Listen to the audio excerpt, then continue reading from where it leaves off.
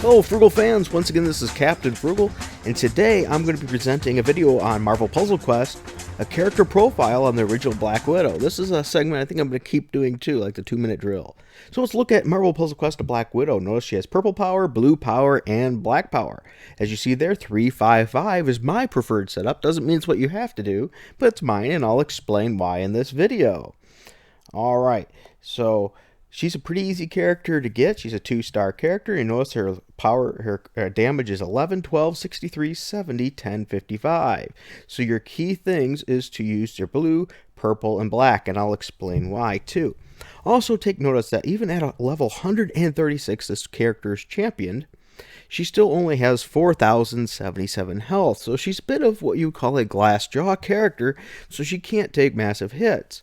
But her powers enable her to do some massive damage as well as help as a great support character. She will not be a tank character. She will not be your main damage dealer.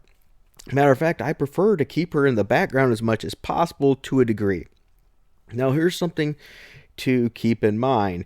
If you want the full effect of her black AP power, and I'll go over in a minute, you need to be making sure she hits with the blue, purple, and black. If not, if somebody else hits with one of those colors, it'll negate what it does.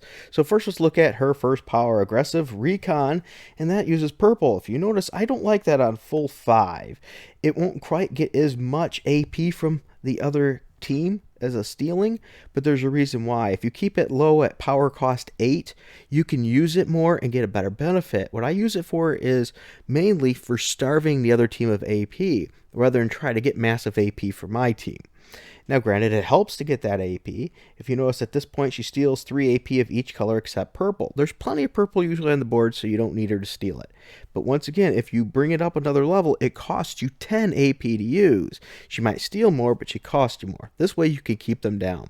The blue one is a fantastic power. Stolen Stark Tech increases the timer on enemy countdown tiles by 4 and gives a burst of 800 and something health to your allies, and it doubles it if there's no countdown tiles. Now granted, that number of health and health that you get increases as your levels increase.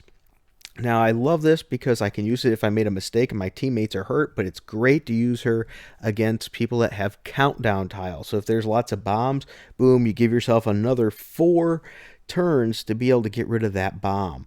Or, once again, if you're hurt, you can use it, or you can use it for a combination. If there's tiles on there and you're hurt, you get health and you put 4 to those timers. An absolutely great power. So I love using that at full blast at 5, which gives you a power cost of 9. Now, once again, this is my preferred settings. It doesn't mean it's what it has to be. You might prefer more of AP stealing and less on this, but I find this absolutely fantastic to fight goons and any kind of bots that spam countdown tiles, because countdown tiles are really at a disadvantage since you have to wait for them to work. And I'll go over that a little bit more maybe when I do my in-depth video on 2-star Magneto and why I don't fully power his blue, even though it's absolutely devastating. Now her next power is espionage, and that's black, and notice it's a passive. Now here's where it's cool. This also changes depending on how high your level of your character is. But at this point right now, she's doing 158 extra damage every time she hits with purple, black, or blue. But notice if it's another character hitting with that, you won't get that benefit. So you have to decide, do you want to protect her and keep her in the background and have other players doing the hits, or do you want her to do that extra 158 damage a hit when she's hitting? And I tend to use a combination. I maybe use characters that cover 2 out of her 3 so she's covered, but still get some extra damage in there. So there's my recommendations, is keeping her at 3-5-5. But depending on what you want to do, if you have her championed, you can switch your powers to anything you want. But once again, that's my choice. It doesn't have to be yours.